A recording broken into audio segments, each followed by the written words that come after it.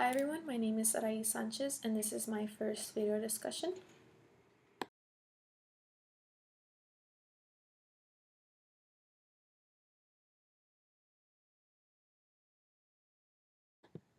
The spirituality of the people in the Gamow Highlands is one that coexists with nature.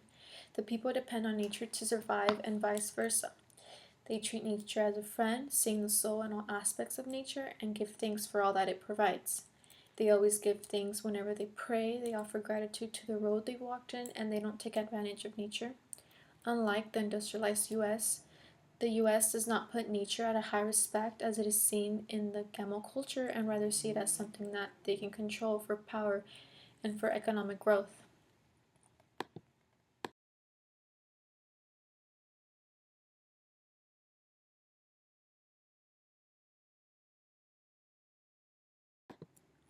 Awoga is a system of laws that has developed over thousands of years and it ensures the survival of the people and thus the environment.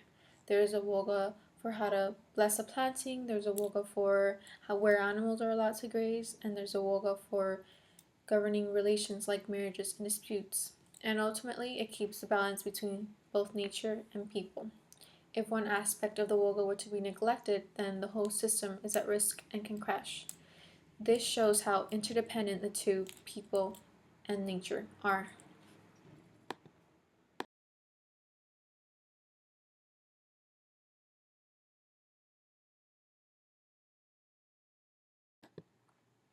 The effect of having so many Protestant missionaries move into the region of the Gamow people has been very negative. The Protestant Church has created a lot of conflict between the people by opposing the Gamow culture and values.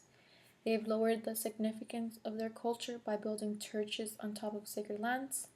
The preachers have even made the traditional elders feel ashamed and tell them that their traditions will take them to hell. The Gamow people that have converted into Christianity no longer hold nature at a high level of respect or see the land as holy or give thanks. They are taught that God is the creator of all and that God created the landscape for them to use without having to give back and give thanks and continue to sustain the land for them. They are forbidden to sing songs as they harvest and work, and ultimately, the Protestant missionaries have removed the beliefs that help sustain nature.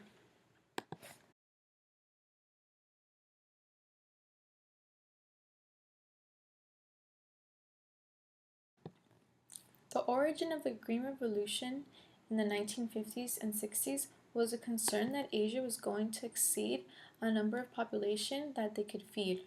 The technological advances that were introduced were pesticides and fertilizers.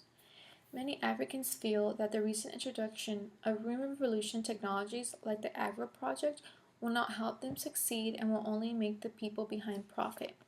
They believe that this concept is a foreign one and that agri does not support the farmer. Rather, it is trying to impose ideas as a quick fix that will be detrimental to their society when the Gamow people think ahead and want a good solution for the next generation as well. The people of Africa believe they already know the solution for famine and hunger, but no one has invested the resources necessary for it to be known. Some of the consequences that can occur in agriculture in Africa with the implementation of the Agra project is a reduced income and loss of diversity in the land. If farmers were to take out loans from banks in order to buy the seeds from Agra and fertilizers and the chemical sprays, they run the potential risk that their crops will fail since they have no control over the environment. And if they do fail, it will only make the farmer be more in debt.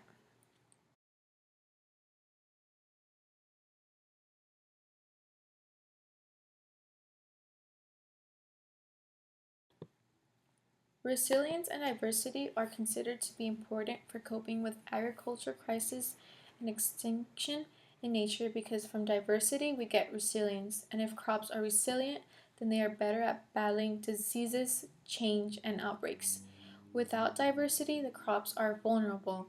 The Gamow Highlands are not vulnerable since the landscape hasn't changed much and has evolved freely for many years. Implementing agro would change this and make the Gamow Highlands no longer sustainable. I think the three elders were shocked to see that we've destroyed most of our green life and that we have no true connection to nature as they do.